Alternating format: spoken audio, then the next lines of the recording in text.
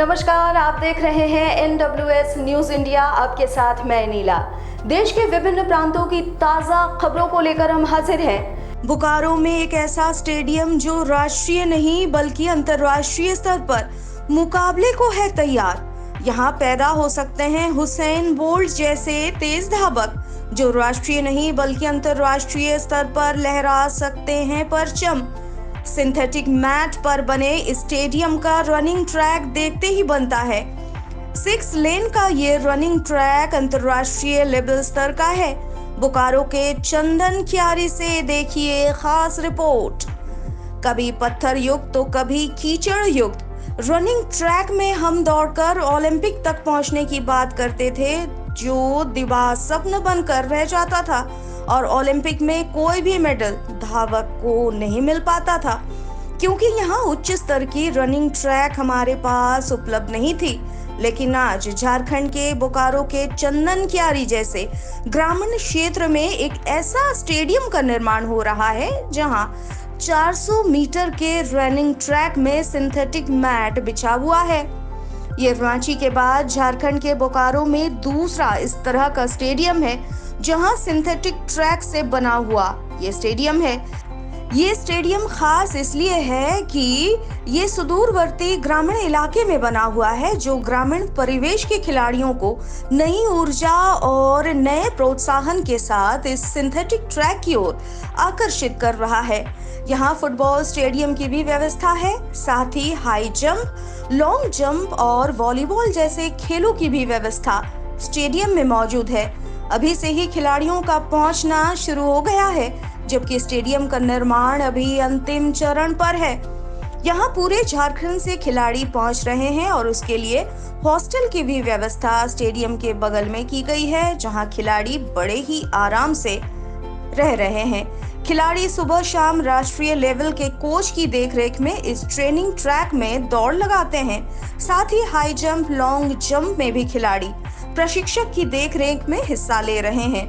खिलाड़ियों की माने तो इस तरह की सुविधा मिलने से भारत को ओलंपिक में मेडल लाने से कोई रोक नहीं सकता।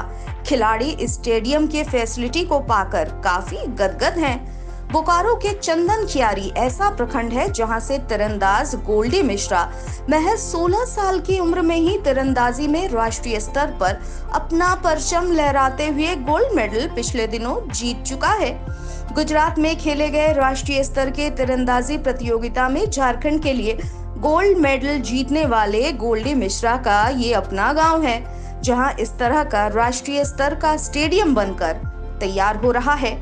चंदन क्यारी के भाजपा विधायक अमर बावरी, जो पूर्व खेल मंत्री भी रह चुके हैं रघुबर सरकार के कार्यकाल में, उनका कहना है कि जब हम खेल मंत्री थे तो हम लोगों ने इस तरह के अंतर्राष्ट्रीय स्टेडियम बनाने की सोची, जो ग्रामीण क्षेत्रों के बच्चों को खेल में आगे बढ़ाने में सहयोग करे। उन्होंने कहा कि झारखंड में टैलेंट की कमी नहीं है, बस उन्हें व्यवस्थाएं और सुविधाएं मिलनी चाहिए। चंदन क्यारी के लिए और मुझे लगता है कि पूरे बोकारो जिला के लिए और धनबाद जिला के लिए भी एक सौगात है। सुदूरवर्ती क्षेत्रों में हमारी प्रतिभाएं हैं और झारखंड के अंदर खेल प्रतिभाएं नैसर्गिक है। बिना किसी सरकारी मदद के हमारे खेल प्रतिभाओं ने दुनिया को आश्चर्यचकित किया है अपने प्रतिभा के माध्यम से। बतौर खेल मंत्री जब मुझे यह मिला था तो हमने भी चंदन क्यारी में, क्योंकि इस क्षेत्र में खेल का जितना प्रोत्साहन मिलना चाहिए था आज़ादी के बाद और झारखंड निर्माण के बाद उतना नहीं मिल पाया था। एक भी बोर्डिंग डे बोर्डिंग कुछ नहीं था, तो इसके लिए हम लोगों ने प्रयास चालू किया और यहाँ अंतर्राष्ट्रीय स्तर का खेल का मैदान, ट्रैक एंड फील्ड का, इसको मॉडल के रूप में हम लोगों ने किया था और समय थोड़ा सा ज़्यादा लगा है, लेकिन अब कंप्लीट होने के कगार पर है। और मुझे लगता है कि इसके कारण से इस पूरे क्षेत्र में खेल के प्रति लोगों का आकर्षण भी बढ़ा है और विशेष करके गोल्डी मिश्रा की उपलब्धि को हम लोग ज़रूर यहाँ बताना चाहेंगे, जो बहुत कम समय में नेशनल चैम्पियन बन गया अपने नेशनल गेम्स में। उसकी उपलब्धि से भी लोगों का ध्यान आकर्षित हुआ है और पेरेंट्स में थोड़ा सा जागरूकता भी आई है और पेरेंट्स चाहते भी हैं कि उनके बच्चे भी खेलें। तो इस मैदान से अंतर्राष्ट्रीय स्तर के धावक निकलेंगे, खिलाड़ी निकलेंगे और देश दुनिया का नाम झारखंड का और चंदन क्यारी और देश का करेंगे। ऐसे ही मनोकामना के साथ इस स्टेडियम का निर्माण हम लोग ने कराया था। अभी काम कुछ बाकी है, इसमें दर्शक दीर्घा है, एक एडमिनिस्ट्रेटिव बिल्डिंग है जिसमें जिम के साथ बाकी चीज़ें जो आधुनिक जिम है, उसके बाद फिर फ्लड लाइट्स है।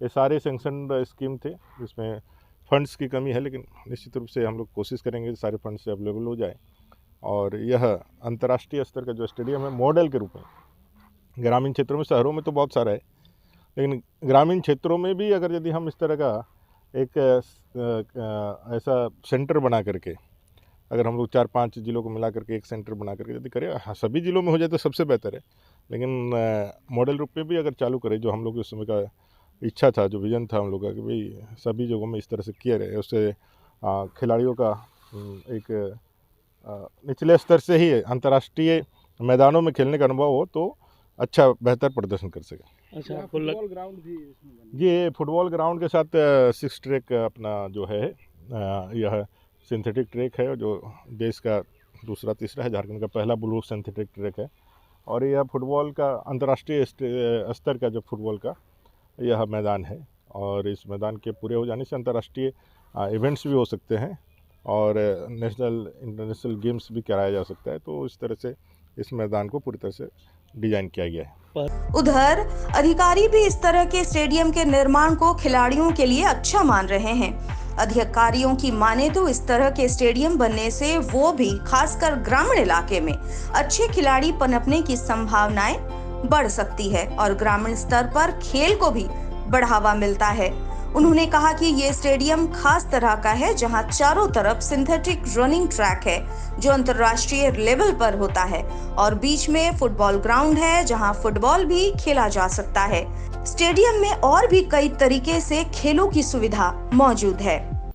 अभी जो चंदन का जो स्टेडियम है, खासकर तो 2 साल जो कोरोना का कुछ काम हो नहीं पाया था और मेरा उस समय नियुक्ति हुआ था, उस समय सारी चीज़ बातचीत हुआ, फिर डीडीसी मैडम से बात हुआ, तो उसके बाद इस काम को तेजी लाया गया। जितना पहले काम नहीं हुआ था वो हमको लग रहा है 2021 से चालू हुआ है और बहुत हद तक अभी ट्रैक बन चुका है और इसका जो पवेलियन पार्ट है वो बचा हुआ है। तो जैसे वहाँ के जो इंजीनियर साहब हैं उनसे मेरा बात हुआ था, तो अगले साल तक हैंडओवर करने की बात कही गई है। अब उनकी तरफ से ये बात कही गई है, अब अगले साल देखते हैं कमिट हो जाता है। ये उस समय बना हुआ है, एक तो हमारा ग्रामीण क्षेत्र में है, वहाँ बच्चे मिलते हैं और वहाँ पर अभी फ़िलहाल में एथलेटिक्स चल रहा है, सेंटर चालू है हमारा, और आर्चरी का चल रहा है। अब उसका भी कुछ ग्राउंड का पार्ट था जो उस स्टेडियम से अलग था, वो भी अभी कुछ बनना हमने स्टार्ट करवा दिए हैं जिला के माध्यम से। और फिर फुटबॉल का स्टार्ट होना है, तो वहाँ हॉस्टल की मरम्मती चल रही है अभी, जो महिला पॉलिटेक्निक छात्रावास है, उसको फिर से उसका बाउंड्री वाल के कारण वो स्टार्ट नहीं हो पाया है।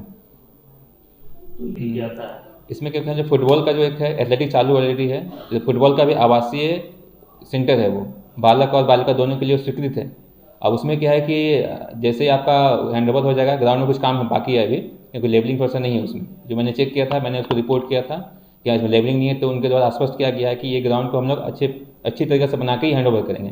जैसे वो हैंडओवर आता है तो फिर जो हमारा झारखंड सरकार का जो हर साल जो चयन प्रतियोगिता होता है हर खेल के लिए, आवासीय सेंटर के लिए खास करके, उसके द्वारा बच्चे आएंगे, फिर उनको हम अपने सेंटर में उनको दाखिला कराएंगे। ग्रामीण क्षेत्रों को बच्चों के लिए वो कितना लाभदायक होगा स्टेडियम? अभी वो स्टेडियम जैसे कि अभी एथलेटिक्स जो है आवासीय सेंटर चल रहा है, उसमें क्या है कि हमारे 25 का स्ट्रेंथ है, तो अभी हमारे लगभग 18 बच्चे उसमें हैं अभी।